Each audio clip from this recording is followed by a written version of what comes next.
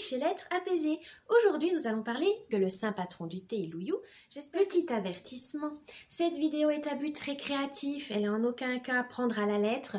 C'est un résumé de mes recherches personnelles. Donc si vous souhaitez approfondir le sujet, n'hésitez pas à chercher d'autres sources comme sur internet, les livres, etc. Je vous laisse votre libre arbitre, évidemment. Et je vous dis bon visionnage! Tous ces différents thés ont été classés par un amoureux du thé. D'ailleurs, il est considéré comme le saint patron. C'est Louyou. Il a donné ses lettres de noblesse au thé grâce à son livre « Les classiques du thé ».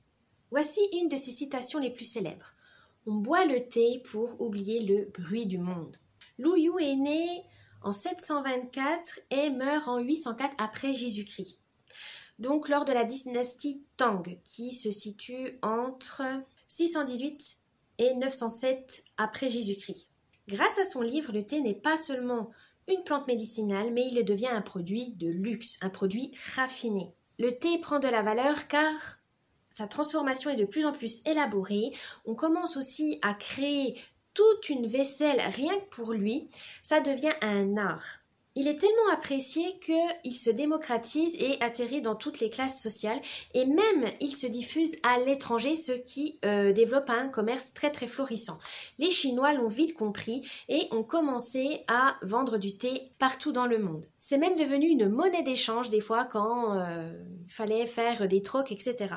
Le thé permet de créer la route du thé et ainsi que la route de la soie qui permet de faire des échanges économiques, commerciaux et culturels entre la Chine et les autres pays. Pour plus de facilité pour le transport de thé, on le compresse en galettes rondes, on met un trou au milieu et on les accroche en collier pour être plus rapide et surtout pour pouvoir transporter le plus possible de thé. Ainsi, vu que c'était tellement facile et tellement léger que le thé devient même une monnaie d'échange pour un troc, pour les échanges commerciaux, etc. Le thé devient vraiment indispensable pour la Chine. Le thé devient vraiment indispensable pour la Chine et même lui donne beaucoup de pouvoir dans le commerce.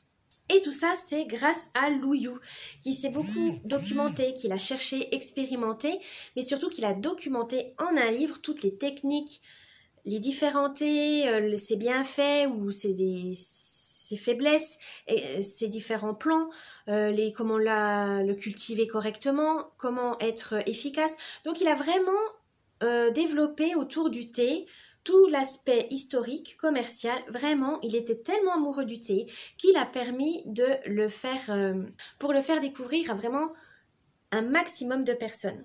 D'ailleurs, son livre est même devenu une référence encore aujourd'hui. Louyou a dévoué toute sa vie au thé, donc c'est pour ça qu'il est considéré comme le saint patron. Il s'est intéressé à la fabrication, à la cueillette, au séchage, à sa vente, à son aspect médicinal, mais aussi à son aspect convivial. D'ailleurs, il était tellement fan du thé que son classique est composé de 10 volumes. Donc on peut pas faire mieux pour l'instant, en tout cas, il y a vraiment tout, que ce soit les dégustations, les différents terroirs, la terre à utiliser, quelle eau, etc. Louyou, c'est vraiment donné à fond pour que le thé se démocratise. Et ça, on peut le remercier. Voilà pour cette vidéo sur le saint patron du thé, Louyou. J'espère que cette vidéo vous a plu. N'oubliez pas le petit pouce bleu, de vous abonner à la chaîne, de laisser un petit commentaire, ça me ferait plaisir. Et je vous dis à la prochaine. Bye bye.